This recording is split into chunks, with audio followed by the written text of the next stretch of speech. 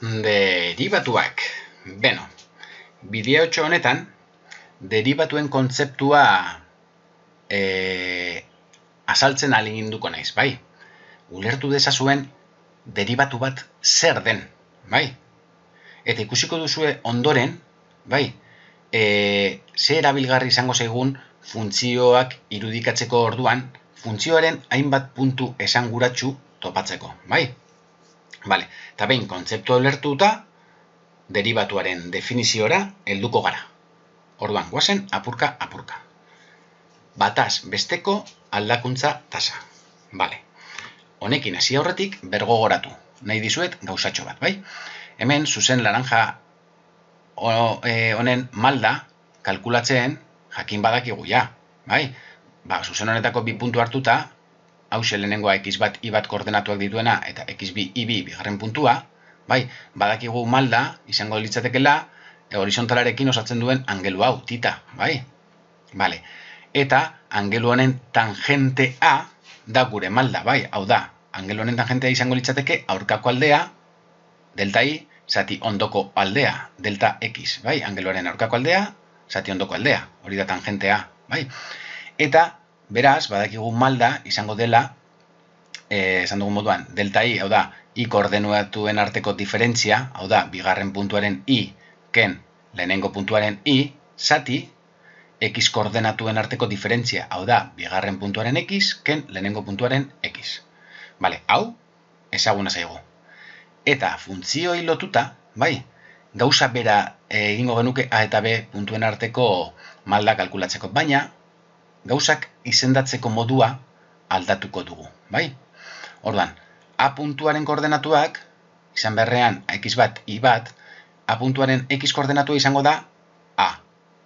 Eta y koordenatua izango da funtzioak, bai, a puntu horretan hartzen duen balioa. Vale, funtzioa a puntuan, vale? Honek haren koordenatuak. B puntuaren koordenatuak izango lirateke b, eta i koordenatua izango litzateke funtzioak b puntuan hartzen duen balioa, fb. Bai? Beraz, lehengo gauza bera aplikatuz, lerro vertikal gorria izango litzateke fb ken fa, eta horizontala b ken a. Beraz, malda geratuko litzaiguke honelaxe, bai? Gauza bera, baina adierazteko beste modu bat funtzio berde honi lotuta. Vale, eta gogoratu, positiboa ateratzen bazaigu, funtzioa gorakorra delako da. Negatiboa aterako balitzaigu malda, funtzioa berakorra delako, bai. Honi, bai, adierazpen honi deitzen diogu bataz besteko aldakuntza tasa. Bai, bat moduan adierazten dugu a eta b puntuen artean, izango da fx-en aldakuntza, zati x-en aldakuntza, bai. Esan dugun moduan, hause, bai? Vale. Eta orain, hause bera, hirugarren era batean, adieraziko dugu gero limiteetan erabiliko, deribatuan erabiliko dugulako, bai? Begiratu. Hemen daukagun funtzio bera, bai? Baina, a puntuaren koordenatuak berdinak a eta fa, baina, a eta b puntuen arteko distantziari h deitzen badiogu, bai? X distantzia horizontalari h deitzen badiogu, b koordenatuaren B puntuaren koordenatuak honela adiraz ditzazkegu A gehi H, bai, A gehi H magnitude hori, eta funtzioa B puntuan, funtzioa A gehi H puntuan izango litzateke, bai? Bai, eta beste guztia, berdin, lerro vertikal gorria izango litzateke funtzioa gehi H ken funtzioan, zati H, kasu honetan malda, bai? Hau, adierazteko beste modu bat besterik ez da, bai? A eta A gehi H puntuen artean, malda izango litzateke edo bataz besteko aldakuntza tasa, funtzioa gehi H ken funtzioan, zati H, bai? Lehengo berdina, baina A gehi H, A eta A gehi H puntuan, bai? Vale. Eta zati H, bai? Vale. Hau ulertuta, guazen, uste dut ja bagaudela prest, deribatuaren definizioa ulertzeko. Vale. Funtzio batek A puntu batean duen azkundea, bai, funtzio puntu batean duen azkundea, kurbak puntu horretan duen zuzen ukitzailearen maldaren bitartez neur dezakegu. Horri funtzioaren deribatua deritzogu, eta f' a moduan adierazten da. Vale. Orduan, derivatua izango da, bai, funtzio batean, bai, puntu konkretu batean, bai, daukan ukitzailearen malda. Bai, bueno, hola pixkatxo bat nahasketa ematen du, baina erreza da kontzeptua, ikusiko duzue. Demagun hemen A puntuan, bai? Ba, bere ukitzailea gorriz margotutako hau, bai? Bale, ba, ukitzaile honek ematen digu gure funtzio berde honen malda nolakoa den, ukitzailearen malda A puntuan, bai? Ukitzaile honek esaten digu gure funtzio honek duen hazkundea biratu. Hemen ukitzailea gorriz margotutako hau da, bai? Eta honek baduka bere malda konkretu bat. B bat puntuan marraztuko bagenu ukitzailea, malda beste bat izango litzateke, bai? Inklinazio gutxiago edukiko luke hemen marraztu eskero ukitzailea B bat puntuan. Eta egia da, biratu funtzioak A puntuan, inklinazio gehiago dauka B bat puntuan baino. Beraz, ukitzaileak egia da ematen digula gure funtzioaren hazkundearen informazio hori, bai? Bale, ba, ukitzailearen malda puntu konkretu batean, adibidez A puntuan, hori da gure derivatua, bai? Hori izango da gure derivatua. Hori da lortzen duguna derivatuaren bitartez, bai? Ukitzailearen malda puntu konkretu batean. Eta ikusiko dugu nola kalkulatzen den. Begiratu. Hemen A eta B bat puntuen artean, bai, zuzen bat ebakitzaile bat marraz dezakegu eta badakigu bi puntu horien arteko malda kalkulatzen, bai? Bakiko du bere malda. B2 puntuan beste zuzen naranja honek beste malda bat dauka, B3 puntuan beste bat. Eta ikusten duzuen moduan hurbiltzen garen heinean A puntura malda geroz eta gure ukitzailearen antzekoagoa da, bai? Zenbat eta gertuago zuzen laranjak gerturatzen ari dira gure ukitzailearen maldara, bai?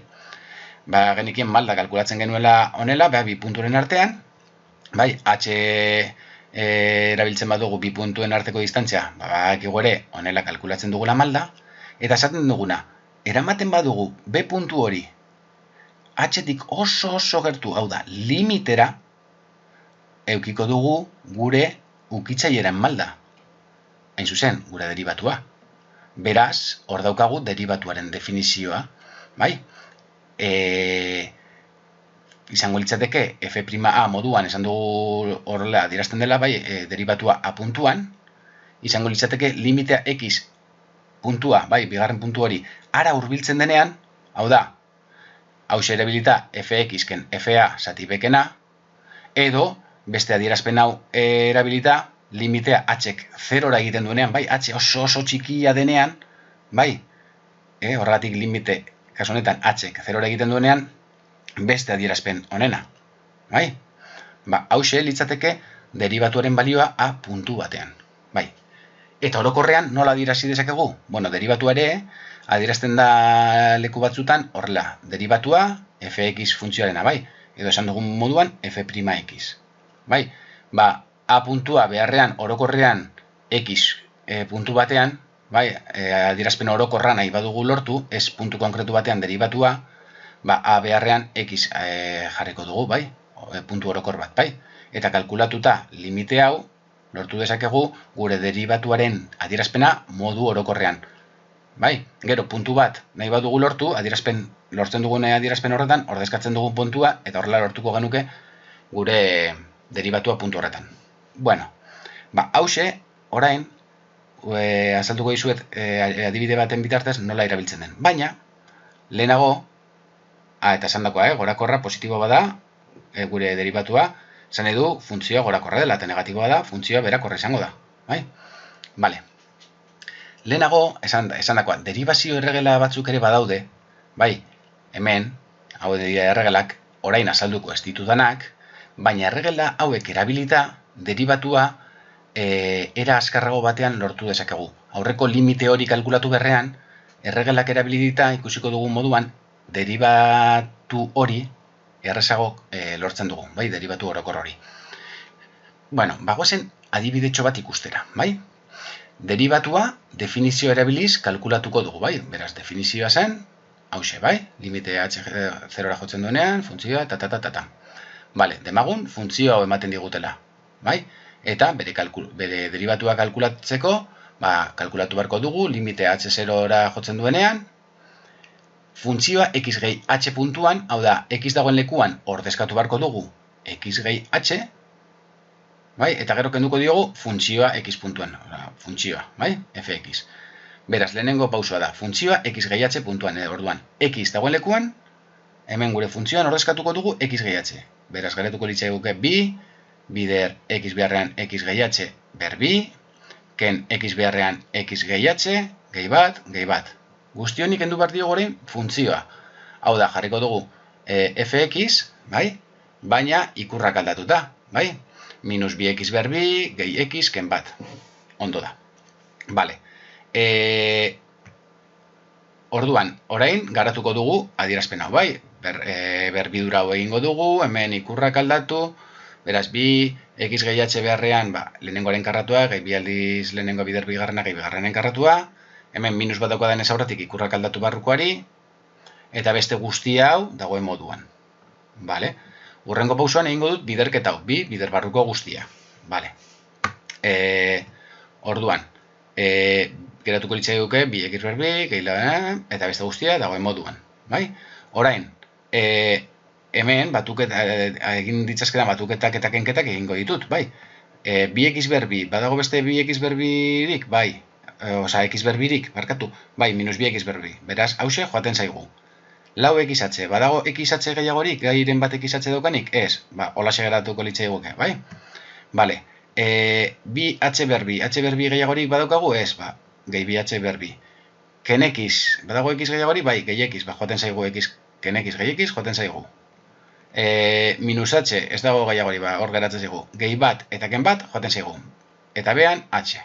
Beraz, hause ditzateke, eragiketak eginda geratzen zaigun adierazpena. Eta hemen, hiru gai hauen artean, h aman komunean atera dezakegu. Hori egingo dugu, h aman komun hori atera, eta lehenengoan geratuko ditzaiguke lau x, hemen h atera badugu bi h, eta hemen h atera badugu ken bat. Bai? Beraz, adierazpen honetan, h atera ostean, goian eta bean, h-a biderkatzen daukadanez, goikoa bekoarekin kendu dezaket. Bai, beraz, geratuko litzaiguken adierazpena izango litzateke, hause. Gauzatxo bat kontutan hartzeko. Limite hau kalkulatzeko orduan. Beti helduko zarete momentu batera non faktore komun atera dezakezuen goian h eta bekoarekin kendu. Hau gertatzen ez bazaizue, zeo zera aurretik gaizki egin duzuelako izango da. Vale? Sin más, detailetxo moduan, bale?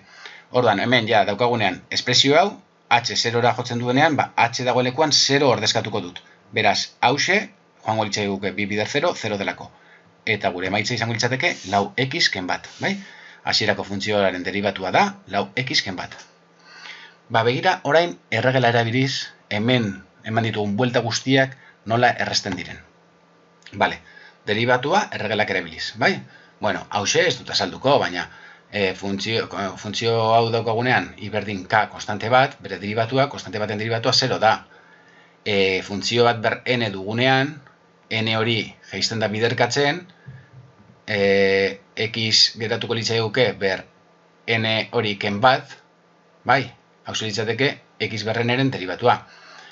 Eta eukiko bagenu k bider x ber n bat, konstantea hor geratuko litzaiguke eta bestea goian egin dugun bozua bezala n bidere, bale.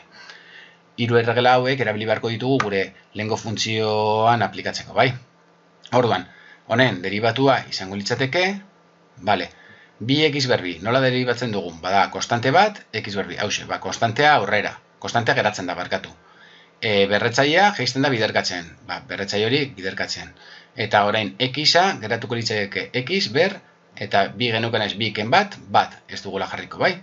Bale, urrengo gaia, minus x, x-en derivatua, litzateke goikoa jaistea, beraz, minus bat, eta x ber, bat ken bat 0, edo sin zenbaki ber 0, bat denez, geratuko litzaiguke, minus bat. Biderketa hau eginda eta garatuz, gure emaitza, lau x ken bat. Ikusten duzue, erregelak, nola laguntzen duten derivatuak kalkulatzeko orduan, bai? Bale, eta hemen ez dut azalduta aurrekoan ere ez. Hau da, derivatua modu orokorrean, bai, x geratzen zaigu adierazpenean.